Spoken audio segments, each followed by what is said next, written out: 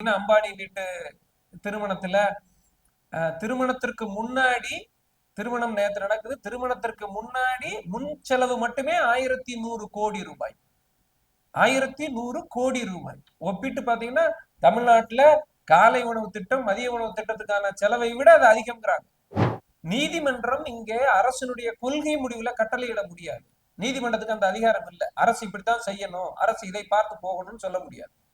ஒரு சட்டம் இருக்கு, ஒரு விதி இருக்குன்னா அந்த விதியை பின்பற்றுங்கள், அந்த விதியை அமுல்படுத்துங்கள், அந்த விதியை நடைமுறைப்படுத்துங்கள், அந்த சட்டத்தை அதை கையாளுங்கள் அப்படின்னு நீதிமன்றம் சொல்ல முடியுமே வர, மற்றபடி நீதிமன்றம் அரசுக்கு கட்டளையிட முடியாது.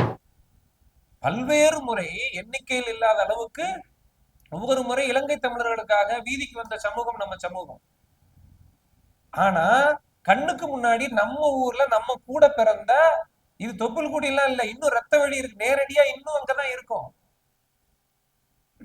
அப்படி சமூகம் நாளைக்கு அப்படியே பிச்சு எரியப்படுதே, ஒரு வேரோடு வேற மண்ணோட புடுங்கி எரியப்பட போறாங்களே அப்படிங்கிறது தெரிந்தும் அதை கண்டுகொள்ளாம இருக்கிறது இந்த சமூகம் இருக்கிறது ஒரு பெரிய வேதனை அளிக்கிறது.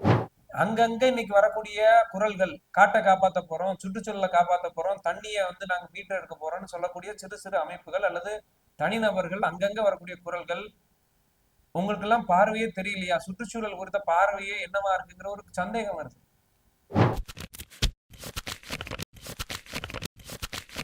மாஞ்சோலை எஸ்டேட் தேயிலை தோட்ட தொழிலாளர்கள் பத்தி இப்போ ஒரு 4 பொதுநல வழக்கு நீதிமன்றத்துல தாக்கல் ஆயிருக்கு.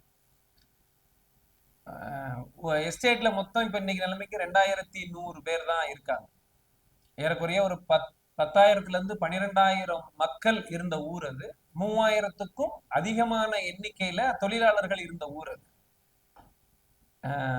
1927 ஒப்பந்தம், 29 இருந்து மக்கள் குடியேறாங்க, தொழிலாளர்கள் தொடர்ந்து குடியேறாங்க.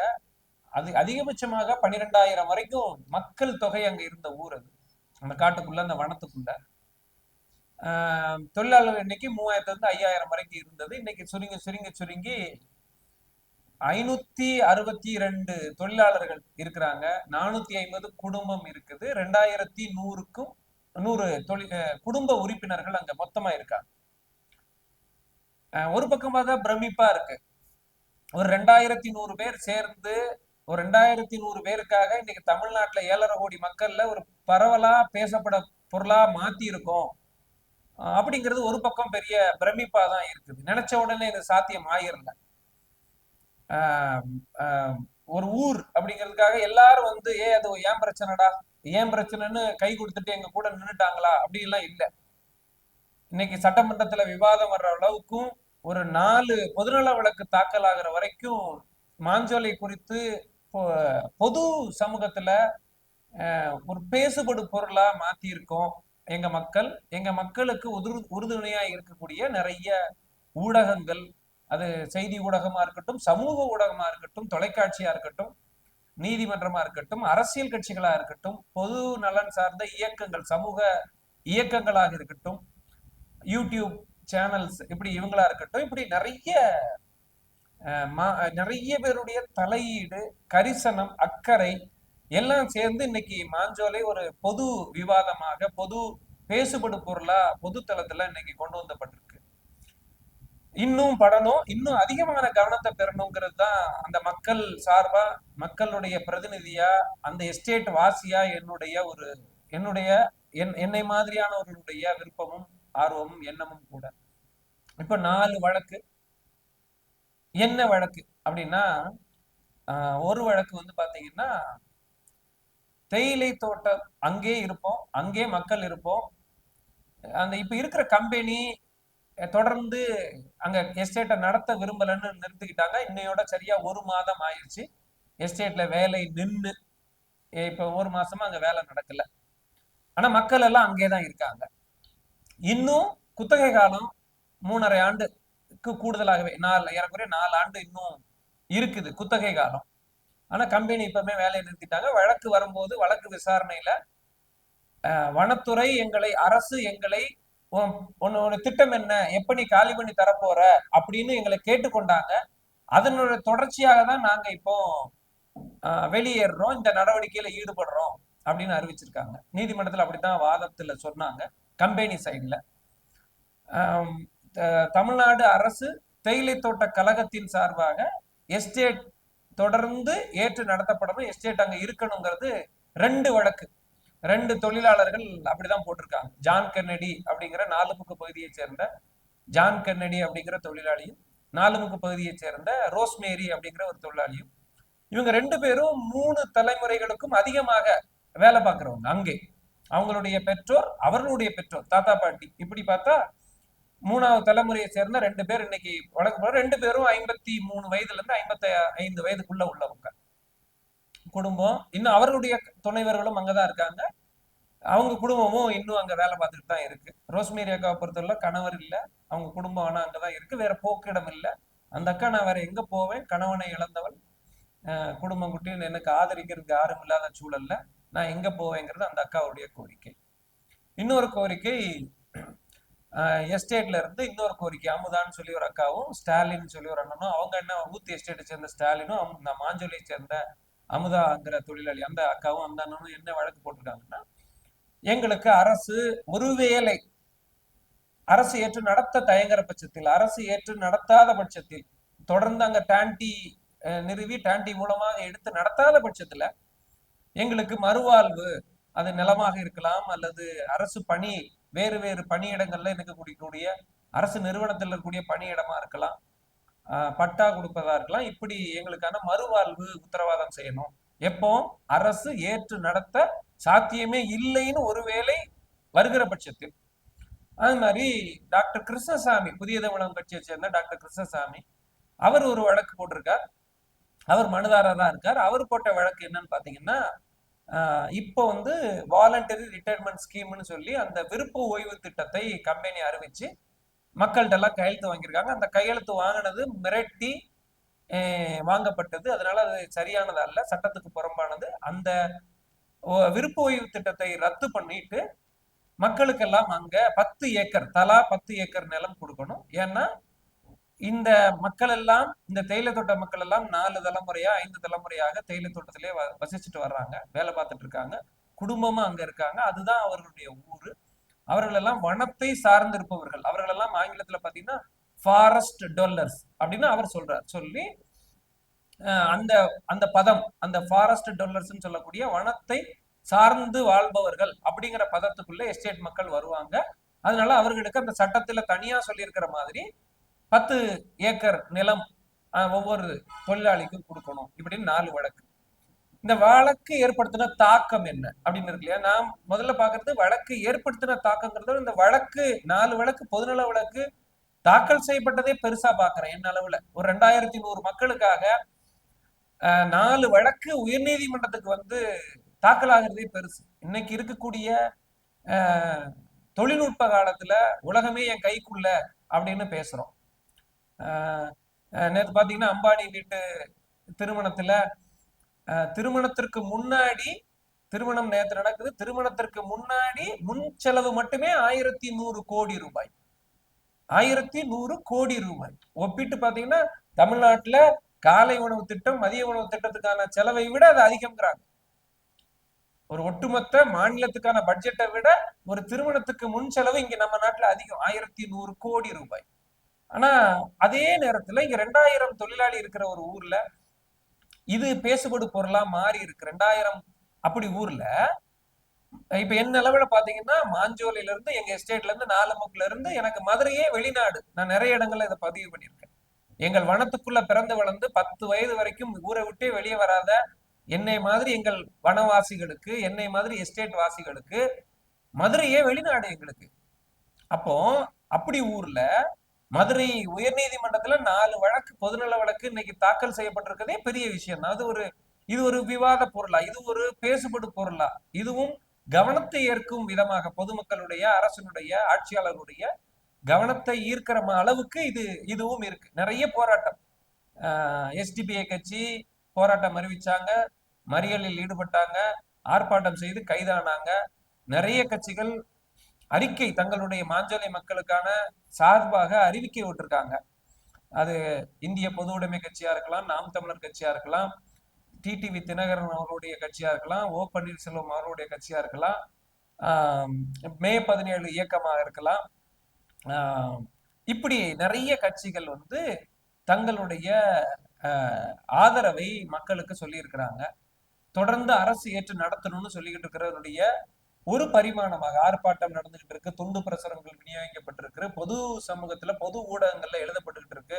நிறைய ஊடகங்களுக்கு தங்களுடைய அனுபவங்களையும் தங்களுடைய எதிர்பார்ப்புகளையும் சங்கடங்களையும் மக்கள் பகிர்ந்துகிட்டு இருக்காங்க. நிறைய ஊடகங்கள் அதை பதிவும் செஞ்சுட்டு இருக்காங்க. திட்டமிட்டு இதை போய் மக்களுடைய அலுகுறலையும் மக்களுடைய ஆதங்கங்களையும் பதிவாகணும், அரசின் செவிக்கு கொண்டு போகணும், பொதுமக்களுடைய காதுக்கு கொண்டு போகணுங்கிற நோக்கத்துல நிறைய நலன் விரும்பி நிறைய இதுதான் எனக்கு தெரிந்து விதிவிலக்காக ஒரு செய்தி தான் நான் பார்த்தேன், ஒரே ஒரு யூடியூப் சேனலை தவிர இது எல்லாமே அந்த மக்களுடைய கோரிக்கை நியாயமானது, அந்த மக்களுக்கான கோரிக்கை சரியானது, அந்த மக்களுக்கான தீர்வு என்பது தொடர்ந்து அங்கே அவர்களை வைத்து அவர்களுக்கான வாழ்வாதாரத்தை உறுதிப்படுத்தணும் அப்படிங்கிறது தான். அதனுடைய ஒரு போராட்டமாக தான், அதனுடைய ஒரு வடிவமாக தான் இன்னைக்கு நீதிமன்றம் வழக்கு இதையெல்லாம் நான் பாக்குறேன். நீதிமன்றத்துல குறைந்தபட்சம் இன்னைக்கு வரைக்கும் பதிலே சொல்லாத ஒரு அரசு மாஞ்சோலை விவகாரத்தில் இதுதான் எங்கள் பார்வை, அரசு இதைத்தான் செய்ய போகுது, மக்களுக்கான செயல் இதுதான், மக்கள் இதைத்தான் பார்த்து போகணும், எங்கள் நிலைப்பாடு இதுதான் சொல்லி அரசு தரப்புல இருந்து இன்னைக்கு வரைக்கும் இதுதான் எங்கள் அறிக்கைன்னு எங்கேயும் வரல. சட்டமன்ற கூட்டத்தொடர் 10 நாளைக்கு முன்னாடி நடந்த போது கூட வனத்துறை அமைச்சரிடம் கோரிக்கை வைக்கும் போது வனத்துறை அமைச்சர் சட்டமன்றத்தில் அறிவிச்சது மதுரை உயர்நீதிமன்ற கிளையினுடைய வழிகாட்டுதலின்படி நாங்கள் செய்வோம், அரசு அதற்கேற்ற மாதிரி செயல்படுவோம்ங்கிறாங்க. நீதிமன்றம் இங்கே அரசனுடைய கொள்கை முடிவுல கட்டளையிட முடியாது. நீதிமன்றத்துக்கு அந்த அதிகாரம் இல்லை. அரசு இப்படித்தான் செய்யணும், அரசு இதை பார்த்து போகணும்னு சொல்ல முடியாது.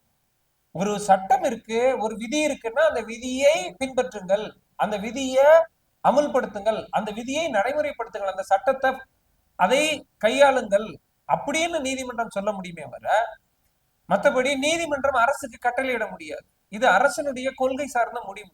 அரசு அறிவிக்கணும் எங்கள் நிலைப்பாடு இதுதான் சொல்லிட்டு. ஆனா அரசு இங்க அறிவிக்காததுனால, அரசு இன்னைக்கு வரைக்கும் வாய் திறந்து பேசாததுனால, அரசு சார்பில் முறைப்படியான அறிக்கை இதுதான் எங்க அறிக்கை, இதுதான் எங்கள் பார்வைன்னு வராததுனால நீதிமன்றத்துக்கு போக வேண்டிய அளவுக்கு நிர்பந்தமாச்சு. அதனுடைய தொடர்ச்சியாக இப்ப நீதிமன்றத்துல 22 ஜூலைக்கு அரசனுடைய பதிலுக்காக வழக்கு ஒத்திவைக்கப்பட்டிருக்கு. இந்த வழக்கே ஒரு தாக்கம் தான். வழக்கின் காரணமா நிறைய தாக்கமும் இருக்கு, மீண்டும் பேசுபடு பொருளா மாறி இருக்கு. போதாக்குறைக்கு company BBTC, Bombay Burmah trading corporation company வந்து முதல்ல அவங்களுடைய விருப்ப ஓய்வு திட்டத்துல அறிவிச்சது என்னன்னா 1.25 லட்சத்துல இருந்து 2,80,000 ரூபாய் வரைக்கும் இழப்பீடுன்னு அறிவிச்சிருந்தாங்க. அதுல 25 விழுக்காடு முதல்ல கொடுத்துருவோம், விருப்ப ஓய்வு திட்டம் கையெழுத்து போட்டோன்னே கொடுத்துருவோம். மீதி 75 விழுக்காடு எப்ப தருவோம்னா ஒப்படைத்து, அதாவது வீட்டை காலி செய்து கம்பெனியை பூட்டு சாவியெல்லாம் கொடுத்து போய் சாவியை வந்து கம்பெனியில ஒப்படைச்சா மீதி 75 விழுக்காடு. இப்ப நீதிமன்றத்துல என்ன சொல்லிட்டாங்கன்னா, கம்பெனி தரப்பு வழக்கறிஞர் நாங்கள் மீதி இருக்கிற 75 விழுக்காடையும் தர தயாரா இருக்கிறோம், தனித்தனியா கொடுப்பதற்கு பதிலாக தோட்ட தொழிலாளர்களுக்காக இருக்கக்கூடிய தொழிலாளர் நல ஆணையர், அவங்க வந்து நாகர்கோவில்ல இருக்கக்கூடிய அந்த ஆணையர் முன்பாடி மொத்த தொகையும் நாங்கள் வைப்பீடு செஞ்சிடறோம், எந்த தொழிலாளி விரும்புறாரோ அவர் போய் கையெழுத்து போட்டு வாங்கிக்கலாம். இப்ப என்னன்னா, ஒரு தொழிலாளியை இப்ப யாரும் கட்டாயப்படுத்துற இடத்துல இல்ல, கம்பெனியோ அல்லது வேறு ஆட்களோ அரசியல் அமைப்புகளோ எஸ்டேட்டுக்குள்ள உள்ளவங்களோ அல்லது எஸ்டேட் நலன்னு பேசக்கூடிய யாரோ எந்த தொழிலாளியும் இப்ப கட்டாயப்படுத்த முடியாது.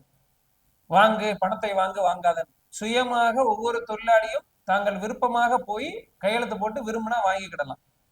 அதே நேரத்துல கம்பெனி அடுத்த ஒரு அறிக்கையை இப்போ வந்து முந்தா நாள் ஒட்டியிருக்காங்க. என்னன்னா அறிவிப்பு எஸ்டேட்ல ஒட்டிட்டாங்க. ஒரு நிபந்தனை இருந்தது, எஸ்டேட்டை 7/8/24க்குள், அதாவது ஆகஸ்ட் மாசம் 7ஆம் தேதிக்குள்ள காலி பண்ணிடணும். காலி பண்ணும் போது பட்சத்துலதான் அந்த 75 விழுக்காடு, அதாவது இப்ப 50,000 ரூபாய் கொடுத்துருக்காங்கன்னா மிச்சம் இருக்கக்கூடிய 1.5 லட்சம் ரூபாய் 2 லட்சம் ரூபாய் அப்படிங்கிற தொகை காலி பண்ணி கொடுத்தாதான்னு சொல்லிட்டாங்க. இப்ப அதற்கு இல்ல, என்ன தளர்வுன்னா, நீங்கள் மிச்ச தொகையை வாங்கிக்கிடலாம் 75 விழுக்காடு, ஆனால் அதற்கு என்னன்னா நீங்க காலி பண்ணி கொடுக்கணும்னு கட்டாயம் இல்லை அப்படிங்கிறது வந்திருக்கு. மக்களுக்கு ஒரு பெரிய ஆசுவாசம் வந்திருக்கு, ஒரு பெரிய நம்பிக்கை வந்திருக்கு இந்த இந்த இதனால. இதுல அந்த கம்பெனி கொடுத்த அறிவிப்புல என்னன்னா, உயர்நீதிமன்றத்தில் தாக்கல் செய்யப்பட்டுள்ள 4 பொதுநல வழக்கினுடைய தொடர்ச்சியாக இதை நாங்கள் முடிவெடுக்கிறோம். நீதிமன்றம் பிற்பாடு என்ன தீர்ப்பு போறதோ அந்த தீர்ப்புக்கு ஏற்ற மாதிரி அடுத்து நடவடிக்கை எடுத்துக்கொள்கிறோம்னு சொல்லியிருக்காங்க. இது ஒரு பெரிய வரவேற்கத்தக்க மாற்றம் ஒரு பக்கம். ஏன்னா மக்கள் இவ்வளவு நாள் தங்களுடைய வீட்டை காலி பண்ணி கொடுத்தாதான் மிச்சம் இருக்கிற தொகைன்னு, தொகை ரொம்ப குறைவானது அப்படின்னு நிறைய வாட்டி பேசிட்டோம். இழப்பீடு தொகைங்கிறது 2,80,000 ரூபாய்ங்கிறது தலைமுறையாக 4 தலைமுறையாக இருந்த 5 தலைமுறையாக வேலை பார்த்த ஒரு ஒரு ஒரு சமூகத்துக்கு, சமூகத்துல அடக்கி ஒடுக்கி நொறுக்கப்பட்ட ஒரு எளிய விளிம்பு நிலை சமூக மக்களுக்கு உறிஞ்சி ரத்தத்தெல்லாம் உறிஞ்சிட்டு இன்னைக்கு நீங்க 2,80,000 ரூபாய் கொடுக்குறீங்களே இழப்பீடுங்கிற பேர்லங்கிறது குறைவுன்னு ஏற்கனவே பேசியிருக்கோம். அந்த தொகையிலும் ஒரு சிக்கல் இருந்தது. அது இந்த வழக்கின் காரணமாக, 4 பொதுநல வழக்கின் காரணமாக அதுக்கு ஒரு தீர்வு காணப்பட்டிருக்கு. இன்னைக்கு எந்த தொழிலாளி விரும்புறாங்களோ அவர்கள் போய் அந்த மிச்சம் இருக்கிற 75 விழுக்காடை வாங்கிக்கிறதுக்கு எந்த பிரச்சனையும் இல்லை. இது அடுத்து இன்னும் பொது சமூகத்துல பெருகிய அளவுல விவாதத்துக்குள்ளாயிருச்சா அப்படின்னா என் பார்வையில இல்லதான். நிறைய பேசப்பட்டுக்கிட்டு இருக்கு. அதீதமாக அளவுல அது எண்ணிக்கை அதிகரிச்சுக்கிட்டு வருதே ஒழிய முழுமையாக அளவுக்கு இல்லை. இப்ப உதாரணத்துக்கு பாத்தீங்கன்னா இலங்கை தமிழர் பிரச்சனைன்னு வைங்களேன். வீதிக்கு வந்தாங்க. இலங்கையில தமிழர்கள் தொடர்ந்து அடக்குமுறைக்கும் ஒடுக்குமுறைக்கும் உள்ளாக்கப்படுகிற பட்சத்துல தமிழ்நாட்டில் இருக்கக்கூடிய தமிழர்கள் எங்கள் ரத்த உறவு, எங்கள் தொப்புள் குடி உறவு, எங்களுடைய ரத்தம் அது, எங்களுடைய உறவு அது அப்படிங்கிற அடிப்படையில இலங்கையில் உடனடியாக போரை நிறுத்தணும். ஈழத்தில் இருக்கக்கூடிய மக்களுக்கும் இலங்கையில் இருக்கக்கூடிய தமிழர்களுக்கும் பாதுகாப்பு உத்தரவாதம் செய்யப்படணும். ஐக்கிய நாடுகள் அவை தலையீடு செய்யணும். இந்திய நாடு இலங்கைக்கு ஒத்து போக கூடாது, இலங்கைக்கு ஆதரவாக செயல்படக்கூடாது, இலங்கைக்கு உதவி செய்யக்கூடாது, நாட்டுக்கு உதவி செய்யக்கூடாது இப்படின்னு தொடர்ந்து வீதிக்கு வந்த ஒரு முறை இருமுறை அல்ல, பல்வேறு முறை எண்ணிக்கையில் இல்லாத அளவுக்கு ஒவ்வொரு முறை இலங்கை தமிழர்களுக்காக வீதிக்கு வந்த சமூகம் நம்ம சமூகம். ஆனா கண்ணுக்கு முன்னாடி நம்ம ஊர்ல நம்ம கூட பிறந்த இது தொப்புள் குடி எல்லாம் இல்ல, இன்னும் ரத்த வழி இருக்கு, நேரடியா இன்னும் அங்கதான் இருக்கும். அப்படி சமூகம் நாளைக்கு அப்படியே பிச்சு எரியப்படுதே, ஒரு வேரோடு வேற மண்ணோட புடுங்கி எரியப்பட போறாங்களே அப்படிங்கிறது தெரிந்தும் அதை கண்டுகொள்ளாம இருக்கிறது இந்த சமூகம் இருக்கிறது ஒரு பெரிய வேதனை அளிக்கிறது. ஏன்னா எல்லா பொது பிரச்சனைக்கும், காஷ்மீர்ல ஒரு பிரச்சனை வந்தால் தமிழ்நாட்டுல ஒரு போராட்டம் நடக்குது, மணிப்பூர்ல ஒரு பிரச்சனை வந்தா தமிழ்நாட்டுல ஒரு போராட்டம் நடக்குது.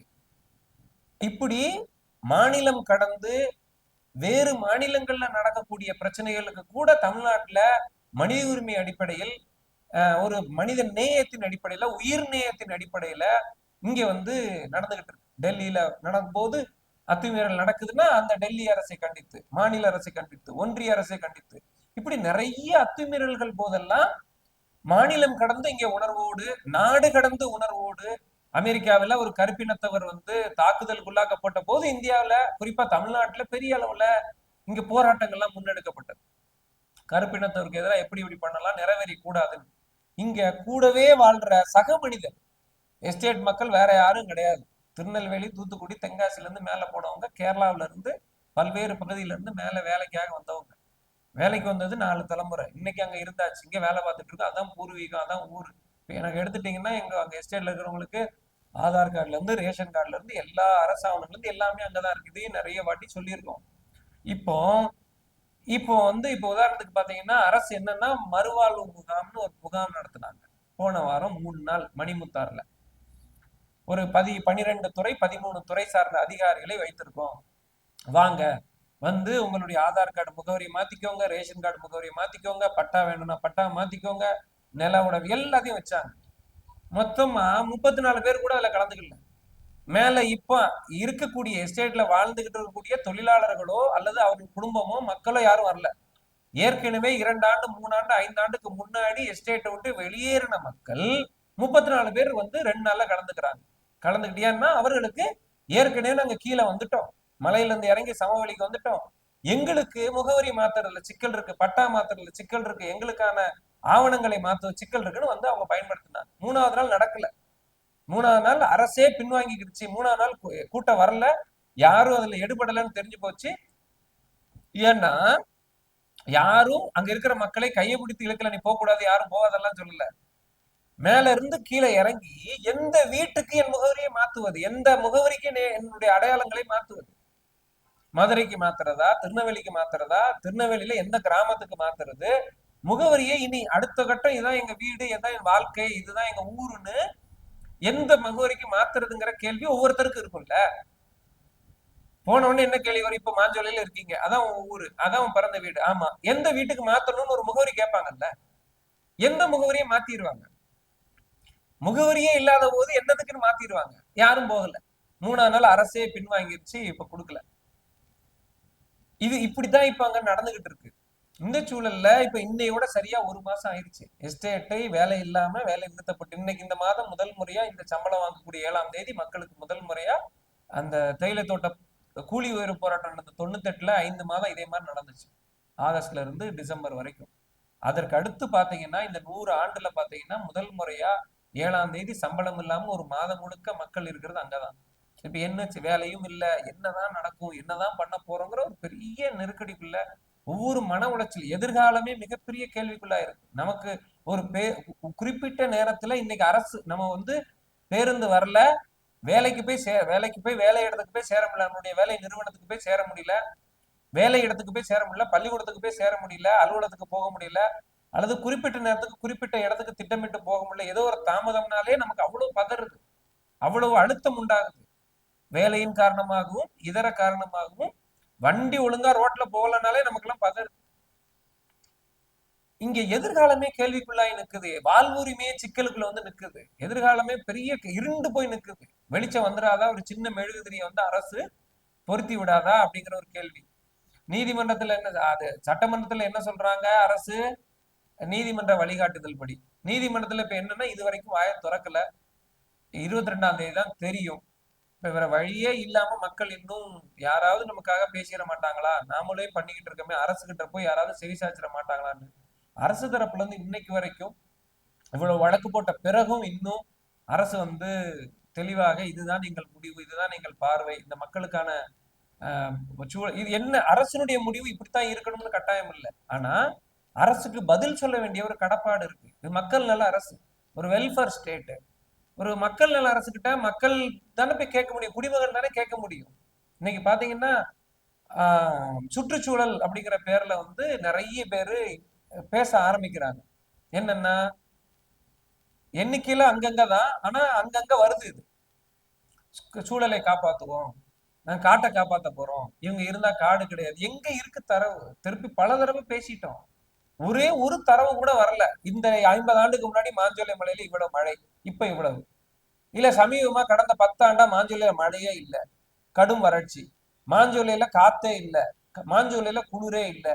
ஏதாவது ஒரு தரவு வனத்துறையோ அரசோ அல்லது மக்களை வெளியேற்றியே ஆகணும்னு நினைக்கிற சில தனிநபர்கள் சில அமைப்புகள் என்னதான் அப்படிங்கிறதுக்கு ஒண்ணுமே இல்லை. அங்க மக்களை வெளியேற்றினா தண்ணி வந்துடும், கீழே வந்துடும், காடு காப்பாற்றப்பட்டுரும். சார் 2 நாளைக்கு முன்னாடி பத்திரிகையில பாருங்க, வால்பாறையிலேயே மூணார் நினைக்கிறேன், புலியை தாக்குது மக்களை.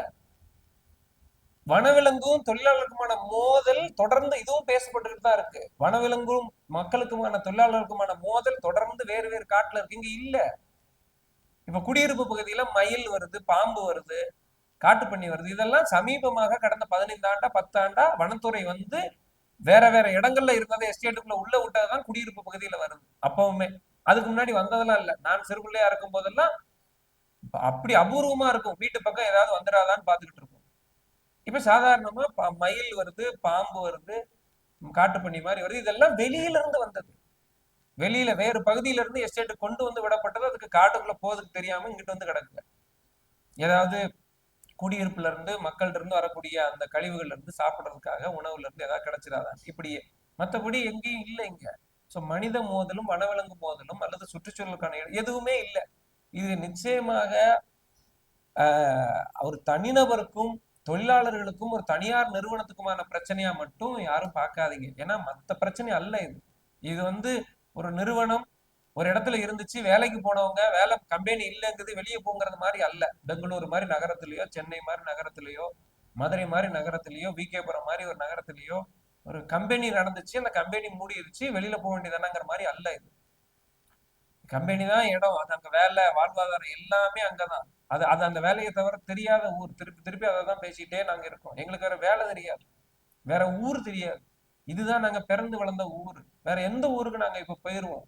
எங்களுடைய மூதாதையர் ஊர்களோட பெரிய நெருக்கம் இல்லாதவங்க நிறைய பேர் இருக்காங்க.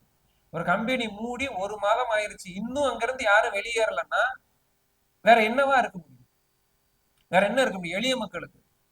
இன்னைக்கு பாத்தீங்கன்னா ஒரு பக்கம் வனத்தை தொடர்ந்து இப்போ தனியார் நிறுவனங்கள் பெருநிறுவனங்களுக்கு சாதாரணமா அரசு கொடுத்துட்டு இருக்கு. பெரிய பெரிய நிறுவனங்கள் கொடுத்துட்டு இருக்கு. இப்போ கடந்த ஆண்டு ஒரு திரைப்படம் கூட வந்துச்சு, JORA, ஜோரம், ஒரு இந்தி படம் வந்துச்சு. ஜார்க்கண்ட் மாநிலத்தில் உள்ள பிரச்சனை நிறைய பேர் பார்த்துருப்பீங்க. ஜார்க்கண்ட் மாதிரி அந்த 7 சிஸ்டர்ஸ் சொல்லக்கூடிய அந்த வட மாநிலத்தில் இருக்கிற அந்த அந்த அந்த பகுதியில அந்த மலை பழங்குடியினர் அதிகமாக வசிக்கக்கூடிய அந்த வடகிழக்கு மாநிலங்கள்ல பாத்தீங்கன்னா கனிம வளங்கள் அவ்வளவு இருக்கு. ஆனா உள்ளூர்ல கூடிய பழங்குடியினரோ அல்லது உள்ளூர் வாசிகளோ அதை அனுபவிக்க முடியல. தனியார் முதலாளிகள் கொள்ளையே அடிக்கிறாங்க, அரசனுடைய ஒப்புதலோடு, அரசோட உடந்தையோடு, அரசோடைய ஆதரவோடு. ஆனா அது உள்ளூர் மக்களுக்கு எந்த விதத்திலயும் பயன் அளிக்கல. மக்களுக்கு முழுக்க எதிர்விளைவை தான் உண்டாகுது. ஆனா அங்கிருந்து கோடி கோடியா கொள்ளையடிச்சுட்டு போயிட்டு இருக்காங்க, மக்களுக்கு இல்ல. இதை குறித்து ஒரு இந்தி படம், அதுல வரக்கூடிய ஒரு சின்ன சிக்கலை எடுத்து ஜோரம்ங்கிற படத்துல பேசியிருப்பாங்க. அமேசான் பிரைம்ல நிறைய பேர் பார்த்திருப்பீங்க. இப்போ தனியார் நிறுவனங்களுக்கு, பெருநிறுவனங்களுக்கு அரசு தாரை வார்த்துக்கிட்டே இருக்கு இயற்கை வளங்களை. ஆனா உள்ளூர் மக்களுக்கு, பழங்குடியின மக்களுக்கு, காட்டை சார்ந்து வாழ்ற மக்களுக்கு, காடை மட்டுமே நம்புறோம், காட்டுக்குள்ள மட்டுமே வாழணும்னு நினைக்கிற மாஞ்சோலை மாதிரி மக்கள் தொடர்ந்து வெளியேற்றப்பட்டுட்டே இருக்காங்க. அங்கங்க இன்னைக்கு வரக்கூடிய குரல்கள், காட்டை காப்பாற்ற போறோம், சுற்றுச்சூழலை காப்பாற்ற போறோம், தண்ணியை நாங்க மீட்டு எடுக்க போறோம்னு சொல்லக்கூடிய சிறு சிறு அமைப்புகள் அல்லது தனிநபர்கள் அங்கங்க வரக்கூடிய குரல்கள் உங்களுக்கு எல்லாம் பார்வையே தெரியலையா? சுற்றுச்சூழல் குறித்த பார்வையே என்னவா இருக்குங்கிற ஒரு சந்தேகம் வருது. வடகிழக்கு மாநிலங்கள்ல தொடர்ந்து பழங்குடியினரும் காட்டுக்குள்ள இருக்கிற காட்டை சார்ந்து இருக்கக்கூடிய மக்களும் வெளியேற்றப்பட்டுட்டே இருக்காங்களே. அங்கெல்லாம் பெரும் பெரும் முதலாளிகள் போய் குவிஞ்சுக்கிட்டு இருக்காங்களே, இயற்கையை சூறையாடிட்டு இருக்காங்களே, கனிம வளத்தை முழுக்க எடுத்துட்டு இருக்காங்க சுய லாபத்துக்காக மட்டுமே, கோர முகத்தை காட்டிட்டு இருக்காங்களா? அதெல்லாம் பார்வைக்கே வரலையா? நாளைக்கு மாஞ்சோல இருந்து மக்கள் வெளியேற்றப்பட்ட உடனே காடு அப்படியே இருந்துரும், தனியாருக்கு எந்த இதுவும் போயிடாது, தனியார் கட்டுப்பாட்டுக்கு போயிடாது, இந்த காடு அப்படியே இப்ப இருக்கிற மாதிரி இருந்துருங்கிறதுக்கு ஏதாவது ஒரு உத்தரவாதம் இருக்குதா? எதுவும் கிடையாது. அரசு வனத்துறை சொல்லுது, வனத்துறை கம்பெனியை சொல்லுது, கம்பெனி மக்களை வெளியேற்றுது. நாளைக்கு அங்க இருந்து எனக்கு வேலையே வேணாம்னு நிப்பாட்டிட்டு போற கம்பெனி அங்க மக்கள் இருந்தான்னா இல்லைன்னா என்ன? கம்பெனிக்கு என்ன லாபம்? அங்க இருந்து மக்களை வெளியேற்றி கொடுத்துட்டு போறது கம்பெனிக்கு என்ன லாபம்? தொடர்ந்து ஒருத்தர் இருக்க போற கம்பெனினா அங்க மக்கள் இருக்கணும்னு எதிர்பார்க்கலாம், தனக்கு தொழிலாளர் இருக்கலாம்னு எதிர்பார்க்கலாம். நான் வேலையே வேணான்னு மூடிட்டு அந்த கம்பெனியை மூடிவிட்டு வெளியே இருக்கக்கூடிய கம்பெனி அங்க இருக்கக்கூடிய மக்களை, அங்க இருக்கக்கூடிய தொழிலாளர்களை ஏன் வெளியேற்றிட்டு போக வேண்டிய தேவை என்ன அவங்களுக்கு? யாருக்காக? நிச்சயம் இருக்கிற 4 ஆண்டுக்கான வட்டி 250 கோடி ரூபாய் வருது, ஆண்டுக்கு 70 கோடி வீதம் 250, பத்திரிகையில வந்த செய்தியின்படிதான் 4 ஆண்டுக்கு 250 கோடி கொடுக்கணும். இப்ப அது இந்த கம்பெனி இன்னைக்கு வரைக்கும் நாங்க மிச்சம் இருக்கிற தொகைக்கு கொடுத்துட்டோமா அப்படின்னு சொல்லல. அரசு இன்னைக்கு வரைக்கும் அது மிச்சம் இருக்கா இல்லையா, வாங்கிட்டோமா வாங்கலையா, எப்படி வாங்க போறோம், வாங்கலன்னா என்ன திட்டம் வச்சிருக்குன்னு அரசும் பேசல. ஆனா ஏறக்குறைய 250 கோடி ரூபாய் விவாதமா இருக்கு. இன்னும் கம்பெனி எவ்வளவு வரி கொடுக்கணும், எவ்வளவு பாக்கி இருக்குன்னு அரசு இப்ப பேச மாட்டேங்குது, இப்ப வனத்துறை பேச மாட்டேங்குது. 2018ல 210 கோடி ரூபாய், 220 கோடி ரூபாய் இன்னும் செலுத்தணும்னு சொல்லிட்டு இன்னும் 710 கோடி ரூபாய் இருக்குன்னு சொன்ன அதே வனத்துறை இப்ப கம்பெனிக்கு எதிராக எவ்வளவு வரி செலுத்தி இருக்கிறாங்க, இந்த மாஞ்சோலை நிலத்தை பயன்படுத்தியதுக்காக எவ்வளவு வரி செலுத்தி இருக்கு, எவ்வளவு பாக்கி இருக்கு, எவ்வளவு கோடி பாக்கி இருக்கு, இன்னும் எவ்வளவு மிச்சம் இருக்குன்னு இன்னும் செலுத்த வேண்டிய தொகைன்னு அறிவிக்கவே இல்லை, பேசவே இல்லை. அப்போ அரசு வனத்துறை மூலமாகவும் வனத்துறை கம்பெனி மூலமாகவும் கம்பெனி மக்களை வெளியேற்றி கொடுத்துட்டு எளிதா போகணும். அரசு என்ன திட்டத்துல இருக்குது, இது என்னவா ஆக்க போறாங்க, இந்த இடத்தை என்ன பயன்படுத்த போறாங்க, இது என்னவா ஆக போகுதுங்கிறது இப்ப வரைக்கும் மௌனமா தான் இருக்கு. அப்போ தொடர்ந்து எளிய மக்கள் சுற்றுச்சூழல் அல்லது வேற ஏதோ காரணம் சொல்லி தொடர்ந்து வெளியேற்றப்பட்டு இருக்கிற போது அங்கங்கே வரக்கூடிய சின்ன சின்ன குரல்களும் இதற்கு ஆதரவாக வரக்கூடிய குரல்களும் தான் அச்சத்தை விளைவிக்குது. எளிய மக்களை நாங்க வேற எங்கதான் போயிட முடியும்? பாபநாசத்துல இருந்து பாபநாசம் வழியா வருது, பாபநாசம் தாண்டி விகேபுரத்திலே தண்ணி தாமிரபரணி ஆறு சீர்கேடாகுது, அங்கேயே கேடாகிருது. இதை இதை சீர் செய்வதற்கு திருநெல்வேலிக்கு வந்து சிறுவைகுண்டம் வழியா வரதுக்குள்ள தண்ணிய சீர் செய்வதற்கு இந்த இந்த அங்கங்கே வரக்கூடிய கூக்குரல்கள் என்ன? இதே மழை இந்த தண்ணி தானே காப்பாற்ற போறதா சொல்றீங்க, இருக்கிற தண்ணியை இப்ப என்ன பாதுகாப்பு பயிர்த்திட்டோங்கிற கேள்வி வருது. அதனால இந்த வழக்கு இப்ப உயர்நீதிமன்றத்தில் இருக்கிற வழக்கும் வேற வழி இல்லை. இப்ப அரசு இதுல பதில் சொல்லியே ஆகணும். என்ன பதில் சொல்ல போறாங்கன்னு தெரியல. இன்னைக்கு இந்த ஒரு வாரம் கூட இல்ல. இதுக்கிடையில மே 17 மாதிரி இயக்கங்கள் மாநாடு நடத்துறாங்க. இன்னைக்கு திருநெல்வேலியில ஒரு அனைத்து கட்சி கூட்டம் போட்டு உண்ணாவிரதம், தொடர் உண்ணாவிரதம், அரசின் கவனத்தை ஈர்ப்பதற்காக அரசு தொடர்ந்து மாஞ்சோலை மக்களை அங்கேயே தக்க வைத்து அவர்களுக்கான வாழ்வுரிமையை உத்தரவாதம் செய்யணும் அப்படின்னு கேட்கறதுக்கு இடத்துல இருக்காங்க. எங்களுக்கு தெரிந்து டான்டி எடுத்து நடத்துறதுல மக்கள் பார்வையில இருந்து பார்க்கும்போது என்ன தடை இருக்குதுன்னு தெரியல. 2 விஷயம்தான் மற்ற இடத்துல நடந்துகிட்டு இருக்கும் போது பார்வைக்கு வருது.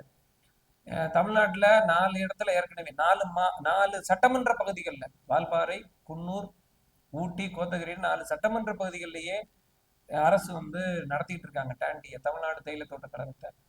அதுல ஒரு 2 இடத்துல திரும்பி டாண்டி நிறுவனம் அரசுகிட்ட ஒப்படைச்சிருக்காங்க. இந்த 2 இடத்துலயும் பத்திரிகையில வந்த செய்தியின் அடிப்படையில தொழிலாளர்கள் எங்களுக்கு போதிய அளவுல இல்லை. அடுத்தது வரி அரசுக்கு செலுத்த முடியல அப்படின்னு டாண்டி சொல்றாங்க. தொழிலாளர்கள் எண்ணிக்கையை பொறுத்தவரை இங்க தொழிலாளர் ஏற்கனவே 562 பேர் இருக்காங்க, குடும்பத்தோட 2100 பேர் இருக்காங்க. அந்த பிரச்சனை இங்க இல்ல. ஆக்சுவலா எஸ்டேட்ல இப்ப பாத்தீங்கன்னா இப்போ 8000 ஏக்கர்னு வச்சுக்கிட்டா கூட 4100 ஏக்கர் தான் 1958 இருந்து இப்ப வரைக்கும் இருக்கு. தமிழ்நாடு தேயிலை தோட்ட கழகத்தின் மூலமாக நாங்க எடுத்து நடத்த தயாரா இருக்கிறோம். அதற்கான திட்டமிடலை ஆரம்பிச்சிட்டோம். அதற்கான அந்த வழியில இந்த மாஞ்சோலை பகுதியில் இருக்கக்கூடிய மக்களுக்கெல்லாம் ஒரு மறுவாழ்வை இந்த அரசு, இந்த திராவிட மாடல் அரசு, இந்த திமுக அரசு நாங்கள் செய்வதற்கு தயாரா இருக்கோம், ஏற்கனவே ஆரம்பிச்சிட்டோம் அப்படின்னு பதில் சொல்ற பட்சத்துல பெரிய ஒரு இத்தனை குடும்பங்களுக்கு வேற போக்கிடமே இல்லாத இத்தனை குடும்பங்களுக்கும் பெரிய ஒரு அதுதான் உண்மையான ஒரு மறுவாழ்வாக இருக்கும்.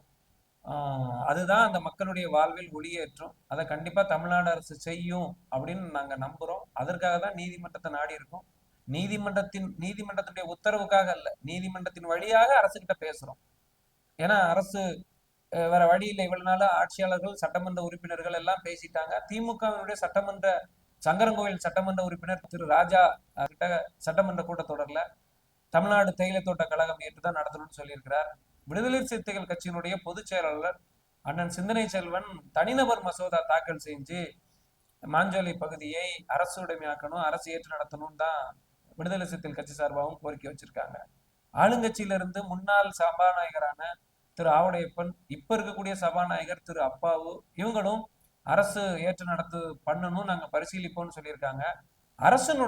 தமிழ்நாடு அரசனுடைய பிரதிநிதியாக தமிழ்நாடு அரசுடைய டெல்லி சிறப்பு பிரதிநிதி முன்னாள் நாடாளுமன்ற உறுப்பினர் திரு AKS விஜயன் வந்து தமிழ்நாடு அரசின் சார்பாக ஒரு 15 நாளைக்கு முன்னாடி எஸ்டேட்டுக்கு வந்திருந்தாங்க. வந்து மக்களை எல்லாம் பார்த்துட்டு 2 கேள்வி கேட்டாங்க. இங்கே இருக்கீங்களா, கீழே இறங்குறீங்களா? மக்கள் எல்லாம் சொல்லி வச்ச மாதிரி நாங்க இங்கே இருக்கிறோம், எங்களுக்கு வேற வழி இல்லை, நாங்க இங்க வேலை பார்க்கிறோம், எங்களுக்கு இந்த வேலை இருந்தா போதும், இப்படிதான் மக்களுமே பேசியிருக்காங்க. நான் உடனடியாக இதை முதல்வருடைய கவனத்துக்கு கொண்டு போறேன், தமிழ்நாடு அரசுக்கு கவனத்துக்கு கொண்டு போறேன்னு சொல்லிட்டு போயிருக்காங்க. அப்படியும் பொதுவில் அதெல்லாம் பரவலா பார்த்திருப்பீங்க. அதனால அரசு செவிக்கு மக்கள் பார்வையில ஆட்சியாளருடைய அறிக்கை, அதாவது ஆட்சித்தலைவரோ அல்லது வனத்துறையோ அறிக்கை என்னவா இருந்துச்சுன்னு எங்களுக்கு தெரியாது, பொதுவுல வரல.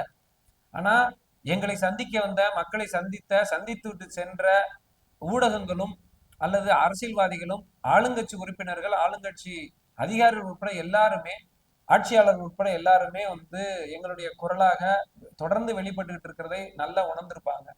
தொடர்ந்து அரசு ஏற்று நடத்தணும். மாஞ்சோலை மக்களுக்கான மறுவாழ்வு என்பது அதுதான். அந்த மக்களுக்கான வாழ்க்கை எதிர்காலம் நிச்சயமாக இப்ப இருக்கிற நிலைமை மாதிரியே உறுதி செய்யப்படணும், உத்தரவாதம் செய்யப்படணும் அப்படின்னு தான் போயிருக்கு. அதனால இதனுடைய அடிப்படையில இப்ப நீதிமன்றம் வாயிலாகவும் நாங்க கேட்கிறோம், அரசு உடனடியாக இதற்காக செவிசாய்த்து மாஞ்சோலை மக்களுடைய வாழ்வில் எதிர்காலத்தில் நிச்சயமாக ஒரு எதிர்காலத்தை ஒரு ஒரு ஒரு வண்ணமயமாக்க, ஒரு ஒளிமயமாக்க ஒரு சூழல்ல இப்ப இருக்கிற சூழல் மேம்படுவதற்கான வழியில தான் இருக்கணும் அப்படிங்கிற கோரிக்கையை மீண்டும் வைக்கிறோம். அரசு கண்டிப்பா பரிசீலிக்குங்கிற நம்பிக்கையோட நாங்க இருக்கிறோம்.